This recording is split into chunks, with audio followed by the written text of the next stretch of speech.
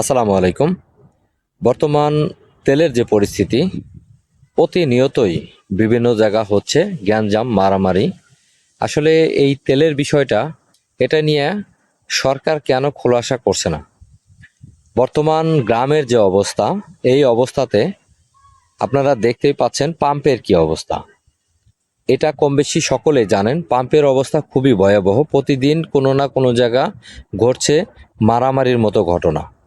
আর গ্রামে যারা কৃষক এখন খেতে সেচ দেবে, তেল পাচ্ছে না। পাম্পে গিয়ে দীর্ঘ সারি লাইন, অথচ তেলের দেখা নেই। তারপর হচ্ছে যদি গ্রামের মুদি দোকানগুলোতে তেলের জন্য যাওয়া হয়, সেক্ষেত্রে আপনার মুদি দোকানই তেল দিচ্ছে না। যদিও তেল দেয় 105 টাকা, 110 টাকার তেল হয়ে যাচ্ছে 180 থেকে 190 টাকা করে। তারপরও কৃষকের সাথে হচ্ছে মারামারি, ধস্তাধস্তি। এমন অবস্থা যদি তৈরি হয়ে থাকে, তাহলে বর্তমান বাজারে তেলের এমন পরিস্থিতিতে কেন সরকার নীরব ভূমিকা পালন করছে? কেন কৃষকের পক্ষে সরকার কথা বলছে না? কৃষকরা তেল না পেয়ে মনে করেন যে অলরেডি অনেকেই তো আপনার তেলের জন্য তাদের কৃষিকাজ করতে ব্যাহত হচ্ছে।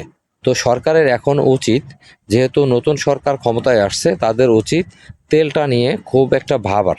কারণ হচ্ছে আমাদের দেশে যখন কৃষক ফসল ফলায়, তাদের সময় মতো যদি সেচ না দেওয়া হয়, সময় মতো যদি ট্রাক্টর দিয়ে জমি চাষ না করা হয়, সেক্ষেত্রে কৃষক যেমন বিড়ম্বনায় পড়বে কৃষি চাষ করতে, ঠিক তেমনই এটার প্রভাব পড়বে আমাদের দেশে বাজারগুলোতে। যখন আমরা একটা পণ্য সহজে বাজার থেকে কিনে খাই, কিন্তু কৃষক যদি স্বাচ্ছন্দ্য বোধ করে যদি ফসল ফলাতে না পারে, তাহলে তো আমাদের বাজারগুলোতেও এটার প্রভাব পড়বে। জিনিসগুলা কিন্তু কিনে আনতে সাধারণ ক্রেতাদের কিন্তু অনেক বেগ পোহাতে হবে। তো এই জন্য সরকারের উচিত যথাযথভাবে দ্রুত সম্ভব এটাকে একটা সমাধানে আনা। ধন্যবাদ সবাইকে।